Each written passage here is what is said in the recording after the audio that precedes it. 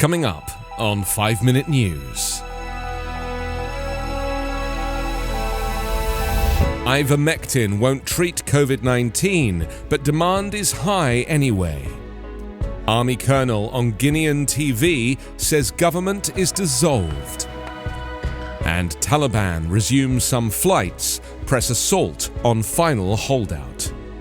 It's Monday, September 6. I'm Anthony Davis. Poison control centres are seeing a dramatic surge in calls from people who are self-medicating with Ivermectin, an anti-parasite drug for animals that some falsely claim treats COVID-19. According to the National Poison Data System, which collects information from the nation's 55 poison control centres, there was a 245% jump in reported exposure cases from July to August, from 133 to 459. Meanwhile, emergency rooms across the US are treating more patients who have taken the drug after being persuaded by false and misleading information spread on right-wing websites, talk shows, and by Republican political leaders. Most patients are overdosing on a version of the drug that is formulated to treat parasites in cows and horses.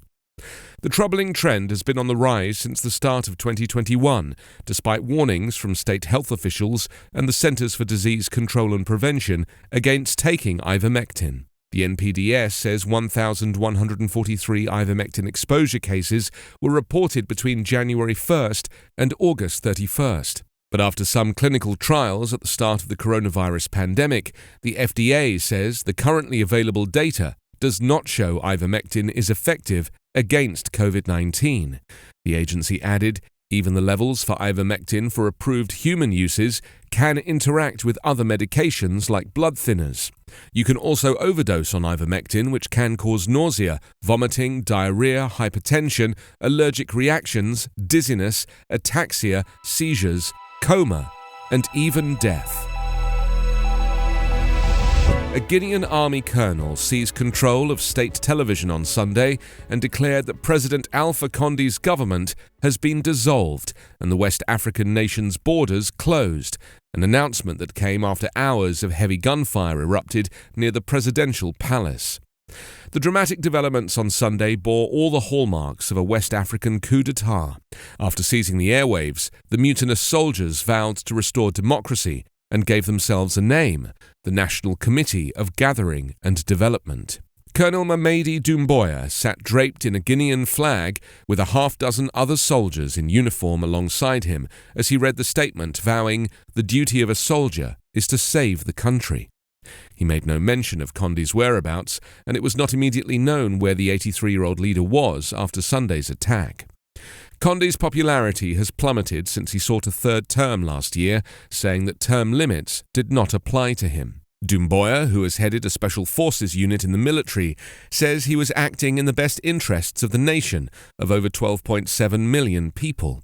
Not enough economic progress has been made since independence from France in 1958, the colonel said. Heavy gunfire had erupted early on Sunday near the presidential palace in the capital of Conakry and went on for hours, sparking fears of a coup attempt.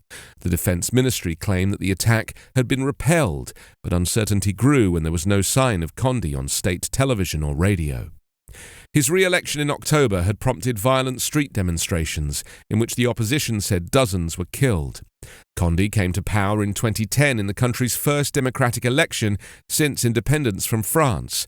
Many saw his presidency as a fresh start for the country, which has been mired by decades of corrupt, authoritarian rule.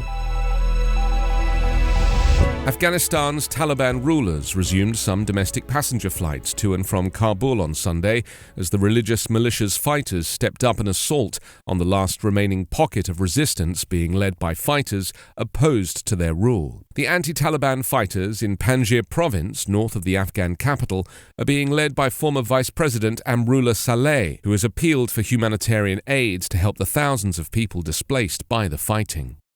A senior Taliban spokesman tweeted on Sunday that Taliban troops had overrun Roka district, one of the largest of 8 districts in Panjshir. Several Taliban delegations have attempted negotiations with the holdouts there, but talks have failed to gain traction. Saleh fled to Panjshir after Afghan President Ashraf Ghani quit Afghanistan as the Taliban marched on the capital. The fighters' lightning blitz across the country took less than a week to overrun some 300,000 government troops, most of whom surrendered or fled.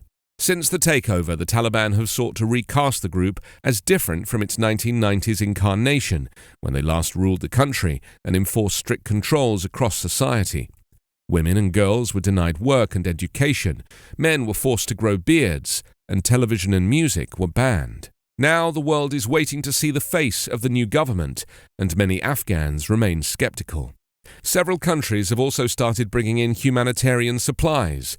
The Gulf state of Qatar, where the Taliban maintained a political office since 2013, is making daily flights into Kabul, delivering humanitarian aid for the war-weary nation. You can subscribe to 5 Minute News on YouTube with your preferred podcast app. Ask your smart speaker or enable 5 Minute News as your Amazon Alexa flash briefing skill. Subscribe, rate and review online at 5minute.news. 5 Minute News is an Evergreen Podcast covering politics, inequality, health and climate, delivering independent, unbiased and essential world news daily.